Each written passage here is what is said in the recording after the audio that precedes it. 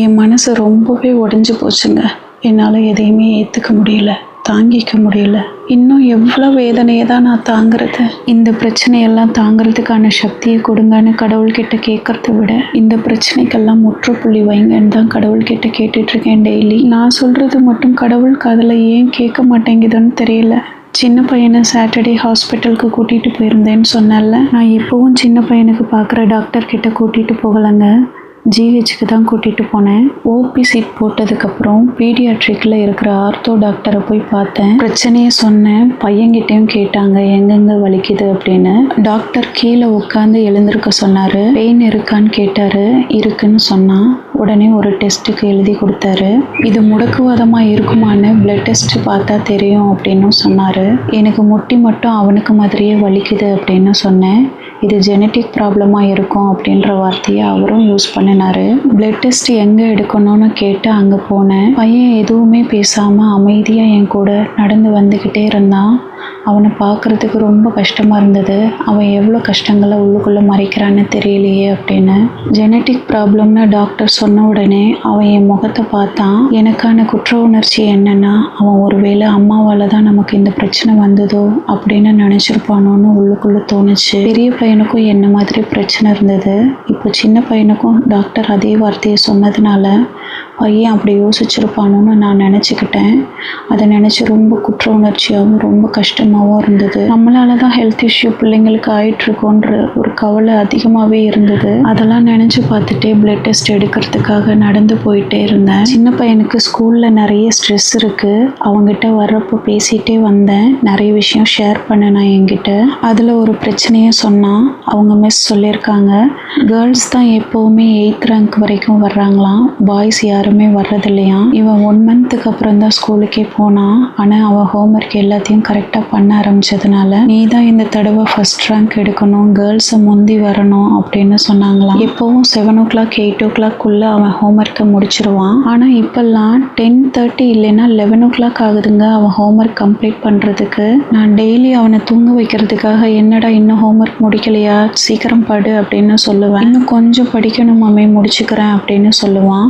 அதே நேரத்தில் நைட்டு சாப்பிடவான்னு கூப்பிட்டாலும் அவசரமாக சாப்பிட்டுட்டு வேகமாக வந்து படிப்பான். அவனுக்கு சுத்தமாக டைமே இல்லை. நைட் லேட்டாக படுத்துட்டு காலையில் சீக்கிரம் எழுந்திருக்கணும். 8 மணி நேரம் கூட அவன் டெய்லி தூங்குறது இல்லைங்க. இதெல்லாம் ஏன் சொல்லிட்டு இருக்கேன் தெரியுமா? அவன் சைடில் என்ன மைனஸ் இருக்கோ அதெல்லாம் உங்ககிட்ட சொல்லணுன்றதுக்காக சொல்லிட்டு இருக்கேன். பையன் சொன்னதுக்கப்புறம் இனி நம்ம இதை மிஸ்கிட்ட சொல்லி தான் ஆகணும். அதிகமான ஸ்ட்ரெஸ் படிப்பு விஷயத்தில் அவங்க கொடுக்கக்கூடாதுன்றதை நம்ம பேசிக்கலாம் அப்படின்னு நினச்சேன். பசங்களை ரொம்ப மிஸ் அடிக்கிறதுனால அவன் ரொம்ப பயப்படுறான். இந்த விஷயத்த நம்ம செஞ்சு காட்டலைன்னா மிஸ் நம்மளை அடிப்பாங்களோன்னு அவன் ரொம்ப பயப்படுறான். எப்போவுமே ஒரு ஸ்ட்ரெஸ்லேயே இருக்கிற மாதிரி இருக்கான். பிளட் டெஸ்ட்டுக்கு நடந்து போகிறப்போ இங்கே இல்லை இன்னொரு இடத்துக்கு போங்கன்னு அந்த பக்கம் அனுப்பி வச்சாங்க. ஒரு வழியாக பிளட் டெஸ்ட் எடுக்கிற இடத்துக்கு போயாச்சு. வெயிட் பண்ணேன். அவ்வளோ நேரம் நடந்து வந்து கஷ்டப்பட்டு வெயிட் பண்ணதுக்கு அவங்க ஒரு வார்த்தை சொல்லிட்டாங்க, இதில் ஒரே ஒரு டெஸ்ட் மட்டும்தான் இங்கே எடுப்பாங்க, பேலன்ஸ் எல்லாம் நீங்கள் வெளியில் தான் எடுக்கணும் அப்படின்னு சொல்லிட்டாங்க. கவர்மெண்ட் ஹாஸ்பிட்டலுக்கு வந்தாலும் நமக்கு செலவு ஆக தான் செய்யுது. இப்போ டாக்டர் ஃபீஸ் மட்டும்தான் நமக்கு மிச்சமாச்சு. மற்றபடி டெஸ்ட்டுக்கு நம்ம இப்போ செலவு பண்ணி தான் ஆகணும். மறுபடியும் பையனை ப்ரைவேட் லேபுக்கு கூட்டிகிட்டு வந்தேங்க. ஒவ்வொரு தடவையும் அவன் டெஸ்ட்டுக்காக பிளட் கொடுக்குறப்போ ரொம்பவே கஷ்டமாக இருக்குது. யூரின் டெஸ்ட்டுக்கும் கண்டெய்னர் கொடுத்தாங்க. டெஸ்ட் ரிப்போர்ட் நாளைக்கு வரும், வந்து வாங்கிக்கோங்கன்னு சொன்னாங்க.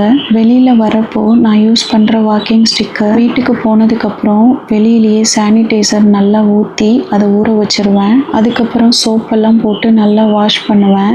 இது எனக்கு டெய்லி ஒரு வேலையாக தான் இருக்கும். அடுத்த நாள் சண்டே பையனோட ரிப்போர்ட்டை நான் போய் வாங்கிட்டு வந்துட்டேன். இப்போ டாக்டர்கிட்ட ரிப்போர்ட்டை காட்டினா தான் அவனுக்கு என்ன பிரச்சனைன்னு தெரியும். ஆனால் டாக்டரை அடுத்த நாள் மண்டே தான் பார்க்க முடியும். பெரிய பையனுக்கும் டாக்டர் மண்டே தான் அப்பாயின்மெண்ட் கொடுத்துருந்தாரு. மண்டே சின்ன பையனை கூட்டிகிட்டு ரிப்போர்ட்டையும் எடுத்துகிட்டு போனேன் டாக்டரை பார்க்குறதுக்கு.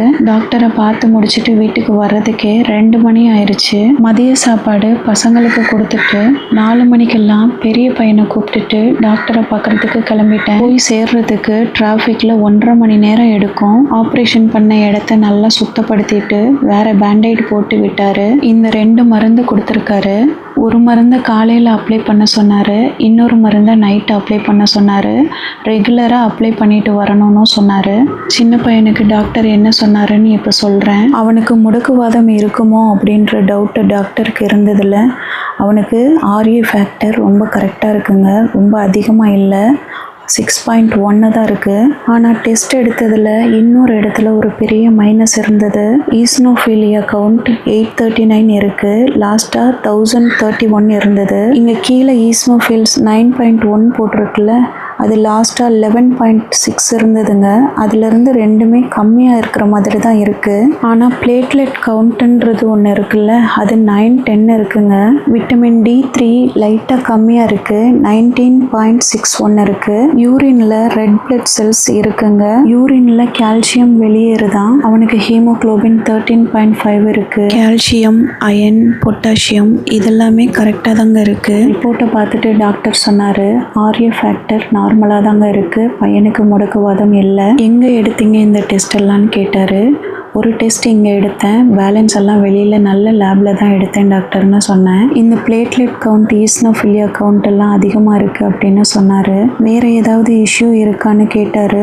அடினாய்டு இருக்குது, டான்சில் இருக்குன்னு சொன்னேன். டாக்டர் இன்னொரு டாக்டர் கிட்ட கேட்டார், லுக்கோமியாவாக இருக்குமா அப்படின்னு கேட்டார். ரொம்பவே பதட்டமாக இருந்தது. எதுக்கு ஏதாவது புது புது பேராக சொல்கிறாங்க அப்படின்னு மனசெல்லாம் ரொம்ப பெயினாக இருந்ததுங்க. டாக்டர் என்னதான் பிரச்சனை அப்படின்னு கேட்டேன். இன்னும் ஒரு சில டெஸ்ட் எல்லாம் எழுதி கொடுத்தாரு. இந்த டெஸ்ட் எல்லாம் எடுத்துகிட்டு வாங்க, அதுக்கப்புறம் என்னன்னு பார்த்துட்டு சொல்கிறேன் அப்படின்னு சொன்னார். பையனுக்கு இந்த பிரச்சனை 3 வருஷமாக இருந்துட்டு இருக்குங்க. நான் வீடியோவில் சொல்லியே 2 வருஷம் ஆகுது. பெரிய பையனுக்கு மாதிரி சின்ன பையனுக்கும் உள்ளுக்குள்ளேயே ஏதாவது ஒரு பிரச்சனை இருந்து அது எனக்கு தெரியாமல் போயிடுச்சுன்னா என்ன பண்ணுறதுன்ற பயம்தான் எனக்கு அதிகமாக இருக்குது. நான் ரெகுலராக பார்க்குற டாக்டர்கிட்டயே போயிடலான்னு தோணுச்சு. இந்த போன்ஸ் எல்லாம் வலிக்கிறப்போ அவன் தாங்கிக்க முடியாத அளவுக்கு கஷ்டப்படுறாங்க. என்ன மாதிரி டெய்லி யாரும் வலியை அனுபவிக்க கூடாதுன்னு கூட என்கிட்ட சொல்லிட்டாங்க. அப்போ அவனுக்கு டெய்லி எவ்வளோ வலிச்சிருக்கும். சின்ன பையங்க ஓடி ஆடி விளையாடுற வயசில் இந்த பெயினோடவே வாழ்ந்தா எப்படி இருக்கும். நான் ரெகுலராக பார்க்குற டாக்டர் லிவர் என்சைம் டெஸ்ட் எப்போவும் எழுதி கொடுப்பாரு. இவர் லிவர் என்சைம் டெஸ்ட் எடுக்கிறதுக்கு எழுதி கொடுக்கல. பிளேட்லெட் கவுண்ட் ஏன் இவ்வளோ இன்க்ரீஸ் ஆகிருக்குன்னு எனக்கு தெரியல. ஒருவேளை பையன் ஹாஸ்பிட்டலில் பெரிய பையன் கூட இருந்தானே, அதனால ஏதாவது இன்க்ரீஸ் ஆகிருக்குமா? ஸ்கூலுக்கு இப்போ மாஸ்க் போட்டுட்டு போகிறதில்ல, அதனால் இன்க்ரீஸ் ஆகிருக்குமா? லுக்கோமியானா என்னன்னே தெரியலங்க.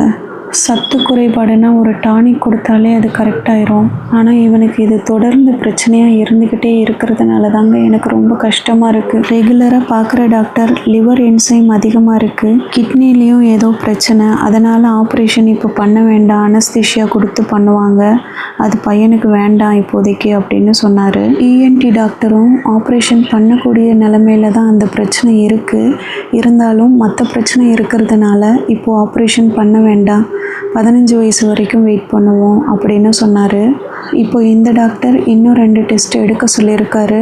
நான் சரியான வேலை தான் போயிட்டுருக்கேனான்றது எனக்கு புரியலைங்க. நிறைய குழப்பமாக இருக்குங்க.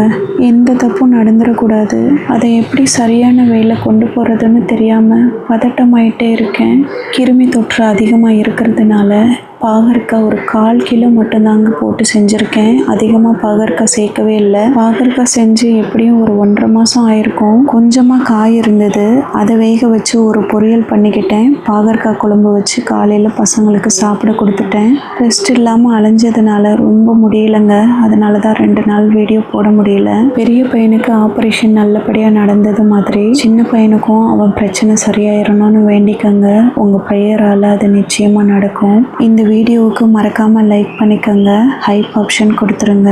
நன்றி, வணக்கம்.